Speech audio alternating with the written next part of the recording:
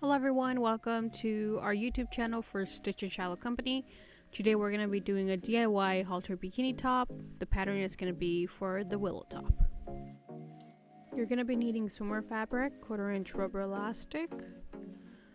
Clips or pins are optional. They're great if you need help stabilizing your fabric, but if you don't have them, don't worry. You're also going to be needing a loop turner like this and fabric scissors or rotary cutters. Don't forget that fabric marker or whichever one you want to use, as well as your patterns. Alright, you're going to be using a single needle machine as well as a serger. If you don't have a serger, you can substitute the serger steps with a zigzag stitch. Alright, once all your papers have been printed, make sure you match A to A, B to B, and C to C, and then you're free to tape and cut out your pattern pieces. Now here, as you can see, I use scissors. You could use a rotary cutter if you want, but if you're going to be using a rotary cutter, I suggest you use a self-healing mat so you don't damage the blade. And if you're going to be using scissors, I suggest you draw your pattern piece out with a heat or fabric marker, and then add fabric weights on top because this is swimwear fabric and it does tend to move. A quick side note is that all our patterns are made with GS in mind, not the grain, so make sure you always double check the graded stretch arrows on the pattern pieces. Also, all our patterns come with a 1/4-inch seam allowance already included unless stated beforehand.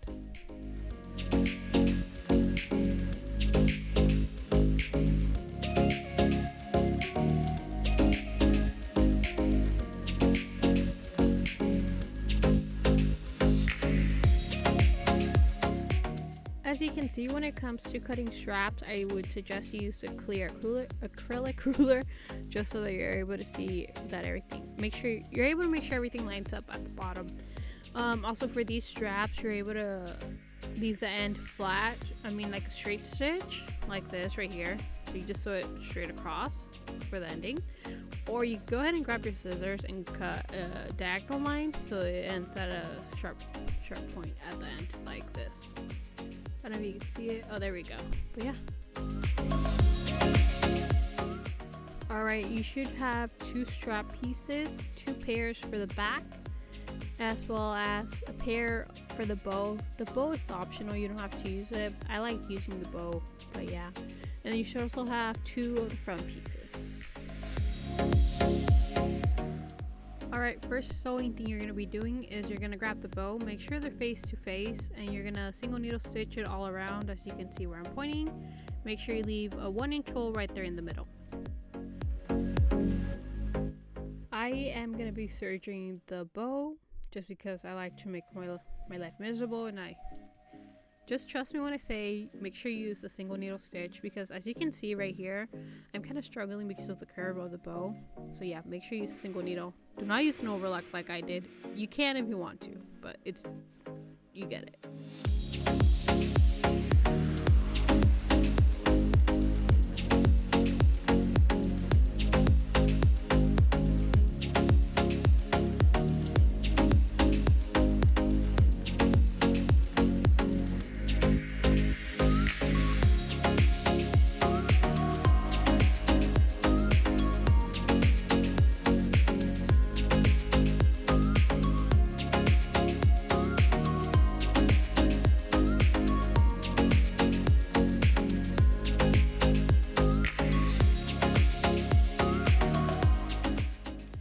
If you do decide to use an overlock for this step, you can always just go ahead and make the hole a bit bigger, or you just try flipping it like I did right here. But you're going to make sure everything's flipped and try and pushing all the edges against the seams so that it's nice and flat.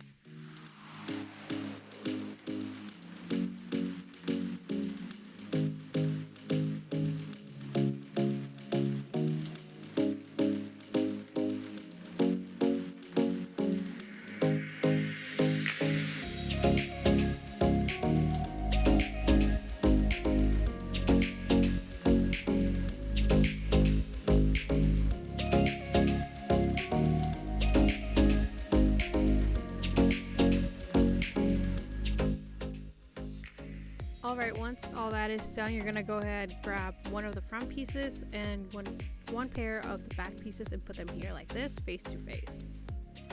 Then you're gonna go ahead and serge the sides right there where I'm pointing at. Make sure that this whole piece right here is actually gonna be your self fabric, okay? It's not the lining fabric. The lining fabric is a bit different.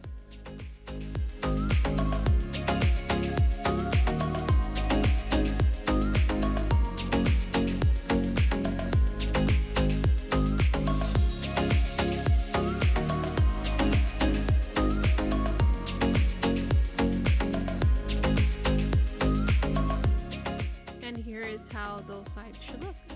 As you can see, both sides have been serged.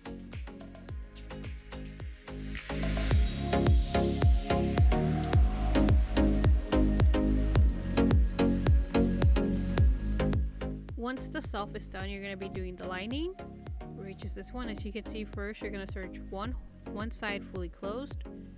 The other side, you're going to be leaving a small hole right there in the middle. If you're using a zigzag machine, because you don't have a serger, I would actually suggest you do that one side, the one with the opening, with a straight stitch. But just again, this is very important. Make sure that the fabric you're going to be using for this one is actually your lining and not the self fabric.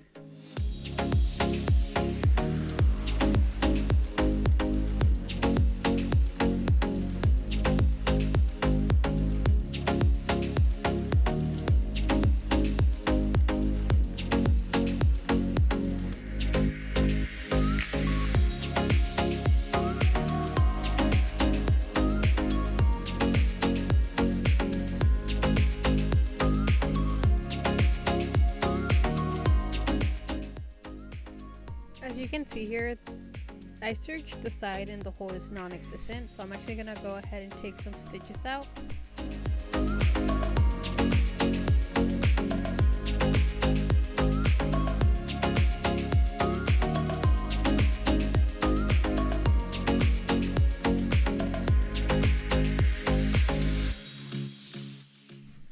Here we go. As you can see, this is how your lining sides should look like. One should have a hole or an opening, and the other one should be completely closed.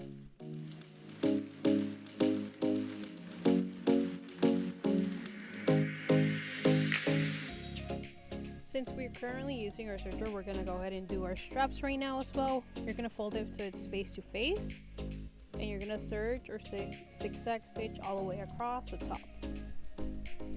You're going to go ahead and close one end while leaving the other end open.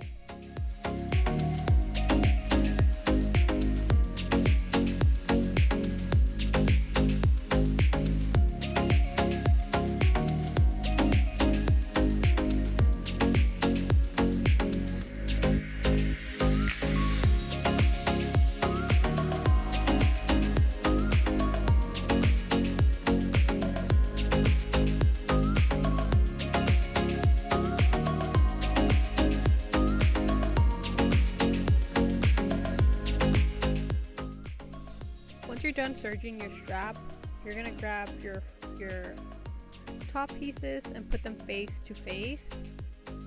You could use your clips, pins, or a basing stitch, like you can see here, in order to keep the fabric in place. The elastic, you're gonna want it so that it's on the top of the self fabric and not the lining. Apply elastic to the following parts. The elastic is gonna go on the armholes, the center front right there, and then the other armhole right there, from start to end. You're also going to be applying your elastic to the bottom of the top, all the way around. If you want a snug fit, I suggest you gather the fabric a bit with your elastic foot, so it's a bit scrunched and not completely flat or loose.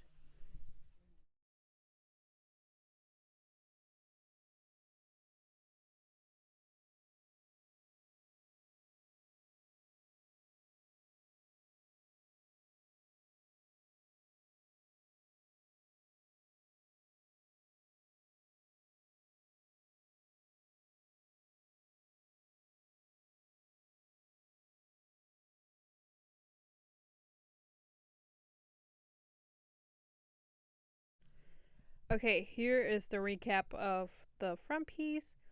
As you can see, both the sides are fully closed right there, and the elastic is laying on the top. That's how you can differentiate your self fabric and your lining fabric.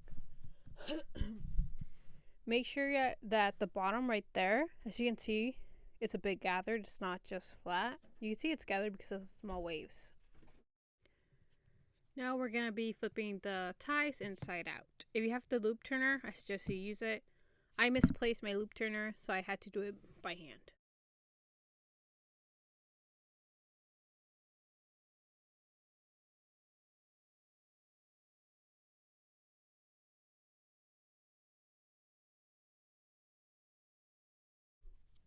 Once you have both ties flipped inside out, you're going to go ahead and do a straight stitch on the top. Make sure that straight stitch is a bit smaller than 1/4 inch. This stitch right here is just meant to help you keep the fabric in place as well as the seam for when you actually put it on to the top part.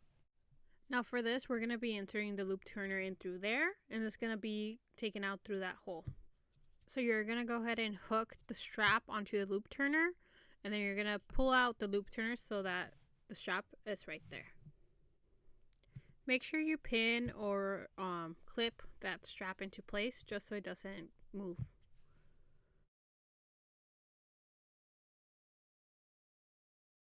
And you're going to go ahead and repeat this step for the other side as well.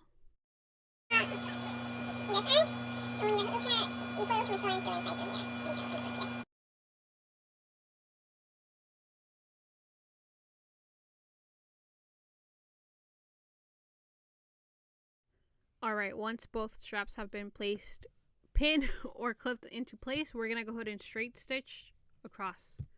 Make sure the seam is 1/4 inch, as you can see right there. Straight stitch goes from the very beginning of the elastic all the way towards the end of the elastic. For this, you can go ahead and clip off the excess fabric and elastic, or you could clip off the elastic as close as you can to the seam right there, and you could do a fold over.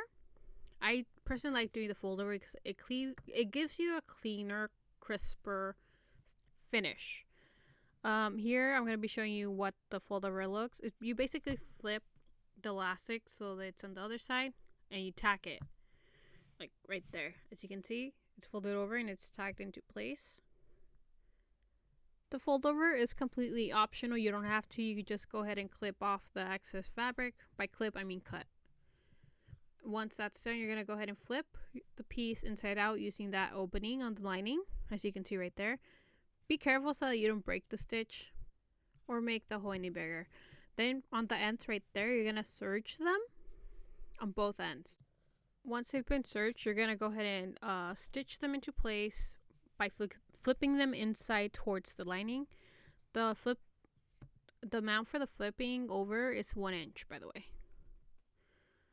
And we're going to go ahead and close up that hole right there. You can do a top stitch, an invisible stitch, a hand stitch, whichever one you prefer. I just prefer doing a top stitch. Second to last step, or last step if you didn't choose the bow, is going to be crisscrossing the straps and inserting them through those channels that we made.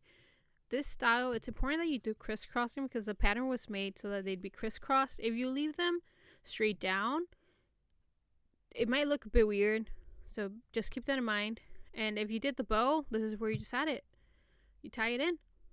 But yeah, and here's your finished look.